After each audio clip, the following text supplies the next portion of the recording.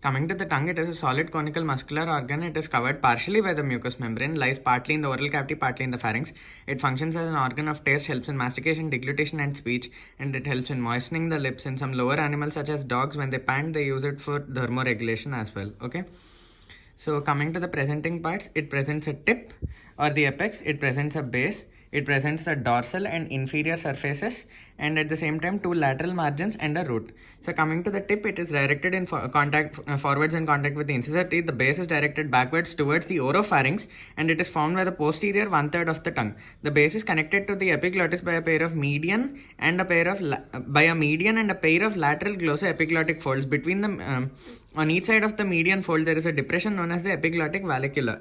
Coming to the dorsal surface, it is covered on all sides, convex on all sides, covered with mucous membrane, which is moist and pink, and by non-keratinized stratified squamous epithelium. The dorsal surface is divided into a V-shaped sulcus terminalis into anterior 2/3 and posterior 1/3 of the tongue. The sulcus passes forwards and laterally from a central depression, which is called the foramen caecum, which indicates the median thyroglossal duct. Okay. Coming to the anterior 2/3, the mucous membrane, it has numerous papillae of different types. Each papilla is a projection of lamina propria, and it is covered by mucous membrane and presents the following type. We have circumvallate papillae. These are 8 to 12 in number, arranged in a V-shaped single row in front of the sulcus terminalis. Okay, immediately in front and parallel to the sulcus terminalis. Each papilla is truncated conical. Okay, the truncated conical with the broad base directed towards the surface of the tongue, and it is surrounded by a circular sulcus. The walls of the sulcus present taste buds, and its bottom receives the ducts of the serous glands.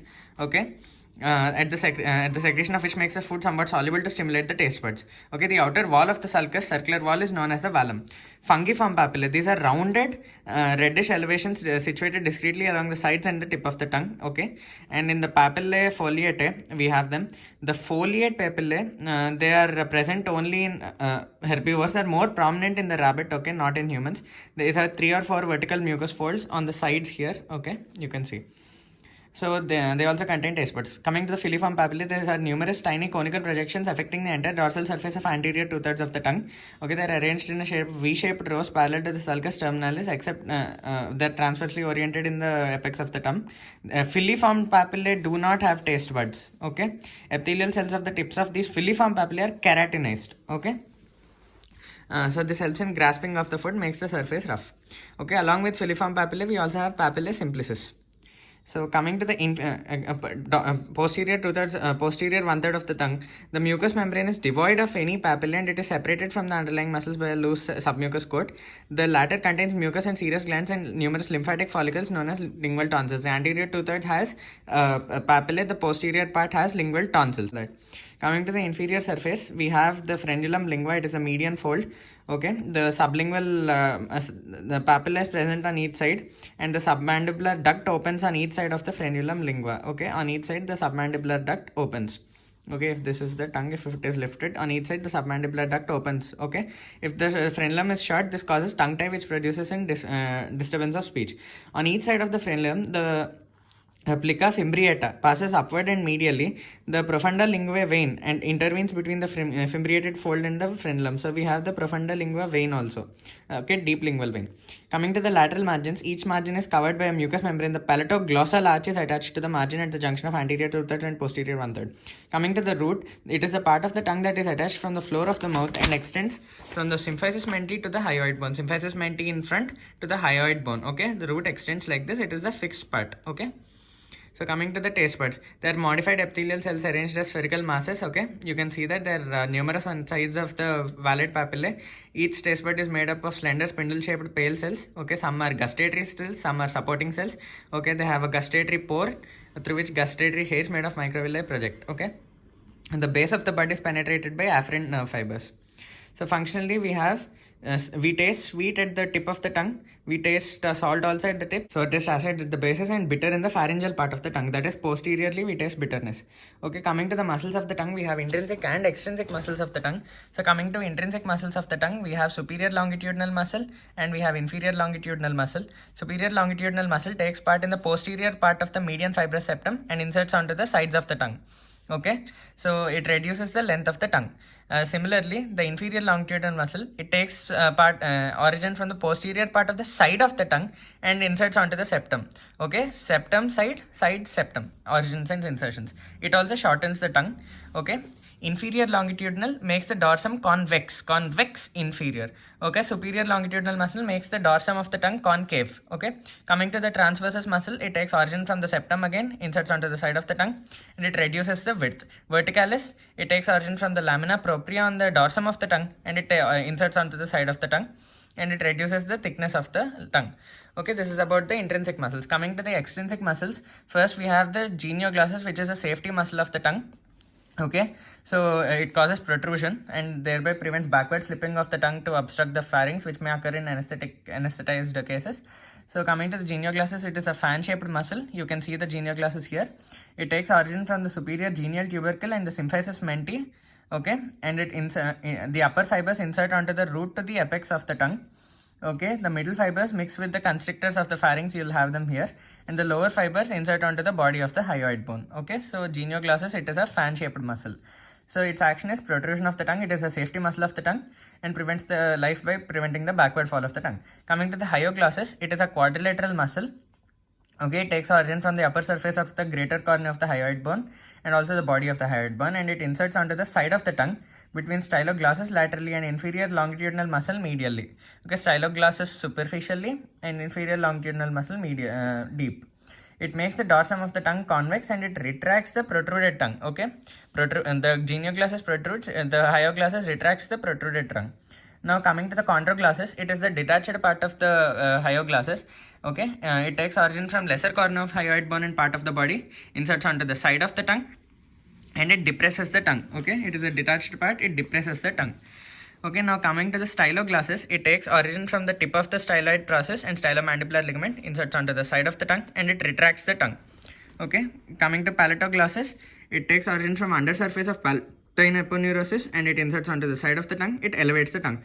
So all of these muscles, they insert onto the side of the tongue. Okay, and the hyoglossus, it inserts into the side of the tongue, and also okay, between these things, all of these insert onto the side, and the genioglossus only, they the fibers are fan shaped, right? So the upper fibers go to the apex, the root, and the middle fibers mix with the constrictors, lower fibers go to the hyoid bone.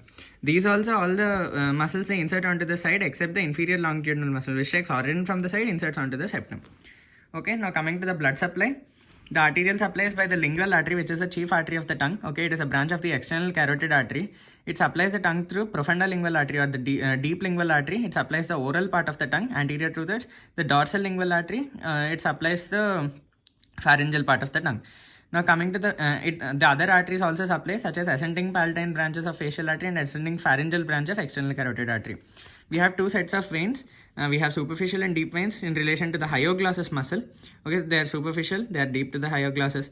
The distribution tip and undersurface of the tongue, deep ones, they drain the dorsum of the tongue because they go deep into the tongue.